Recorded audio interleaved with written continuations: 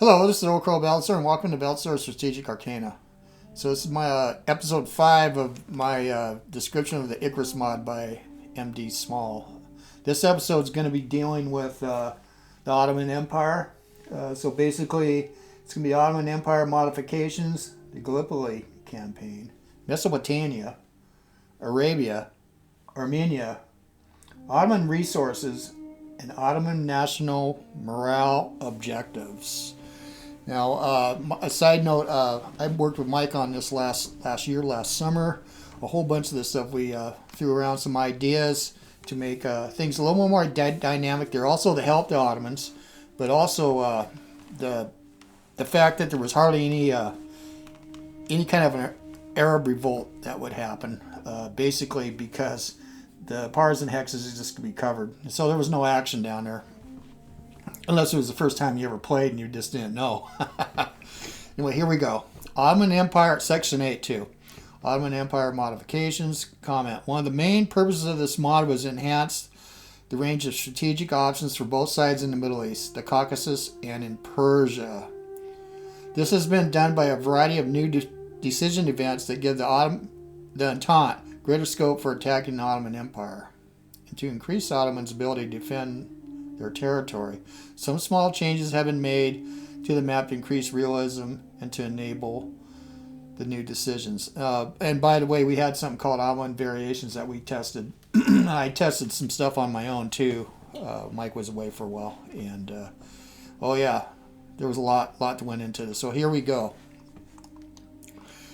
8.1 Gallipoli campaign. Comment. The following changes have been to increase the realism of the Gallipoli theater in western Turkey and to encourage the Entente to attempt an amphibious invasion there.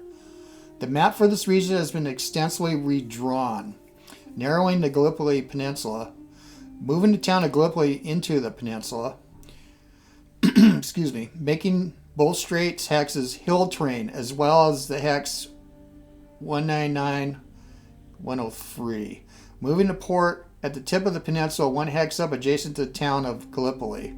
Adding Newport on the Sea of Marmara, south of Adrianople at Tekfordagi.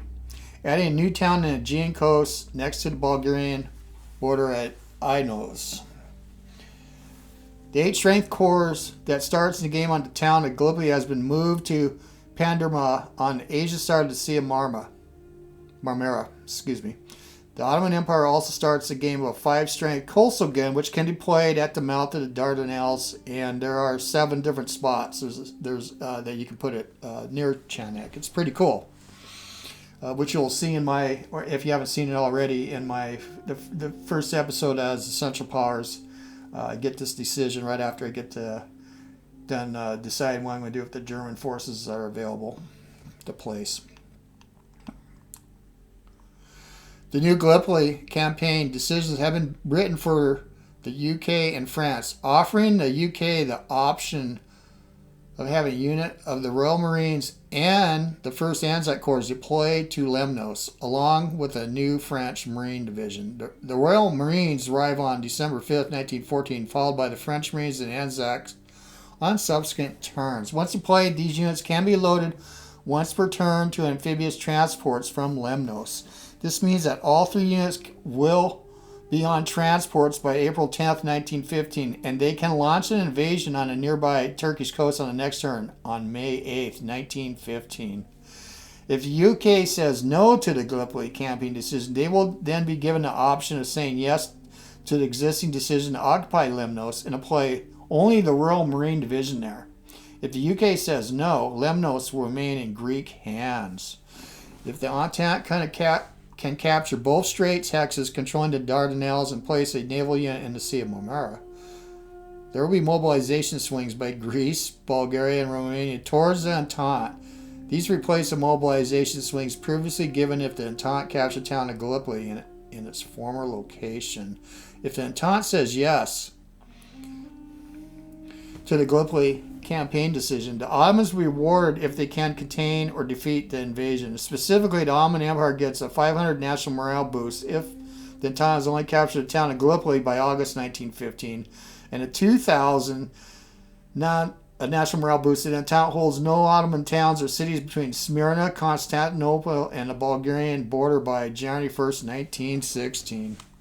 So, side comment, yeah, there's it's more incentive now for Entente to try to pull a stunt like this.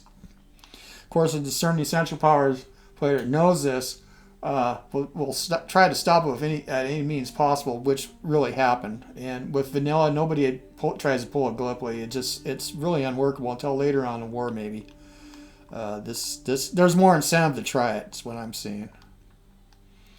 And when I like playing on top, we will definitely consider it. Mesopotamia. This is section 8.2. Mesopotamia. To increase their ability to hold Mesopotamia, the Ottomans have two new decisions allowing them to extend the existing rail line from Aleppo to Mosul by January 1st, 1916, and then on to Baghdad by January 1st, 1917. To enable this, a new unnamed settlement has been added to the map on the railway line 2x south of Diyarbakir. The town of Tikrit will also produce no resources in 1916 until the railway line has been completed from Mosul to Baghdad. Mosul has been made a national morale objective for the Ottomans. This makes it a more valuable target for capture by Russia or Britain if they plan a campaign in Mesopotamia. The Mesopotamian volunteer unit that mobilizes through a decision when the British seized Basra will now deploy in Amara rather than Baghdad. Yeah, that's a good change. The German, Austro-Hungarian expeditionary corps, which can be sent to aid the Ottomans through existing decisions, can now be triggered if the Entente gets within 3 hexes of Baghdad, as well as Jerusalem and Damascus. Comment. Along the changes to Persia discussed below, and that'll be in the next episode, these changes should make Mesopotamia a more significant theater in the war. Okay, section 8.3. Arabia. Comment. In the existing game, it is easy for the Ottomans to suppress the formation of any Arab partisans and thus thwart the Arab revolt. These changes make the revolt a much greater threat for the Ottomans. The British decision event to sponsor the Arab revolt by sending T.E. Lawrence to Arabia can now fire earlier, starting in September 1915, but it only has a 20% chance of firing per turn. This makes the start date for the revolt more unpredictable for both sides. Both the number of partisans spawning hexes in Arabia and the number of chances per turn for partisans to spawn have been increased, making it almost impossible for the Ottomans to prevent the revolt from beginning.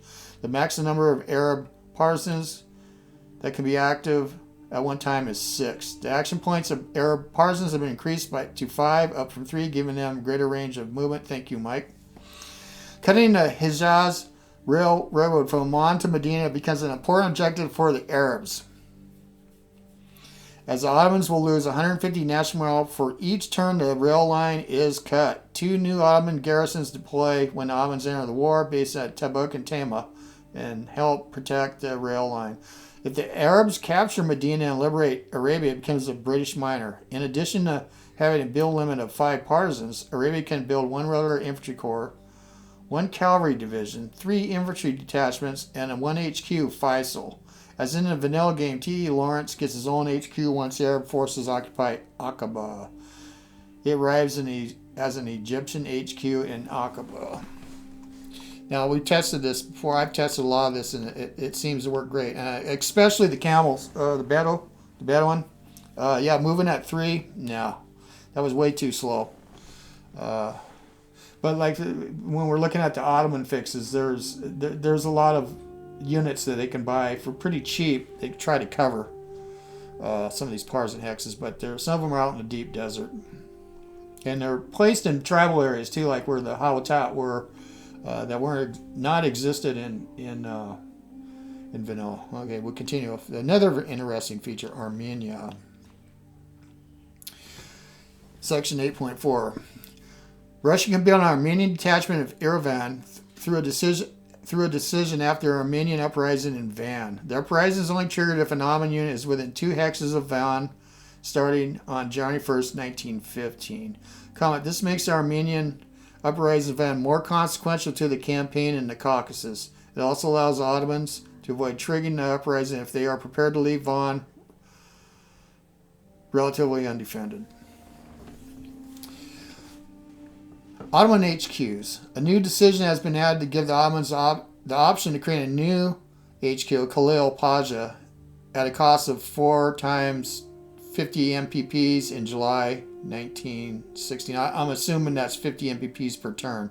You get HQ. Yeah, that's definitely a good deal. See, the Ottomans could probably use another general by the midpoint of the war, given the number of fronts that they could be attacked. This decision is comparable to existing decisions creating new generals for the United Kingdom, Germany, Austria-Hungary in 1916-1917. Ottoman resources. An additional mine has been added to the map. 2 hexes from Zonguldak on Ottoman Black Sea coast. This will give the Ottoman 15 additional MPPs per turn. Very helpful. Comment, this is offset the increased resources earned by the UK and Russia from Persia. The Zonguldak coal beds extend to this location. The decision allowing Russia to send agents to sabotage the Zonguldak mine has been extended to cover a second mine hex, as well as naval units in the ports of Zonguldak and Trabzon. Comment, this makes it more damaging attack for the Russians to launch and could reduce the Ottomans' willingness to put fleet units in their Black Sea ports, similar to Italian and Austrian naval saboteurs in the Adriatic. Side note with this, I'm very active usually with my small little Ottoman fleet if I got to Goben. So that might not deter me, but I can see where it would. Okay. And last, section 8.7, Ottoman national morale objectives. New Ottoman national morale scripts have been added, enabling to recover all their national morale points lost for each of their national morale national objectives that they recapture. Additional national morale objectives for the Ottomans to capture have been added in Libya and Persia, as mentioned above, plus Cairo, Tabriz, Kars, Batum, Baku, Rhodes, and Cyprus. Oh, I'm glad you put this in here. Rhodes is really important, and that's Italian held in Dodecanese. If you can manage to get there. Ottoman Marines. Comment, in the existing game, the Ottoman national morale starts to sink from the onset and is almost impossible to rebuild. These changes give them a chance to recoup some of their losses and perhaps even earn some national morale bonuses by regaining territory lost in the past to Russia, Britain, and Italy. Similar national morale changes have been made for other majors, see above. So that's the end of this episode. The last episode is going to deal with Persia and all the other countries. Persia does kind of tie into this, pretty important, but we'll deal with that with episode 6. So there you are. So anyway, so Bowser, thanks for watching this, and we'll see you on the next episode or on the virtual battlefields. I am gone.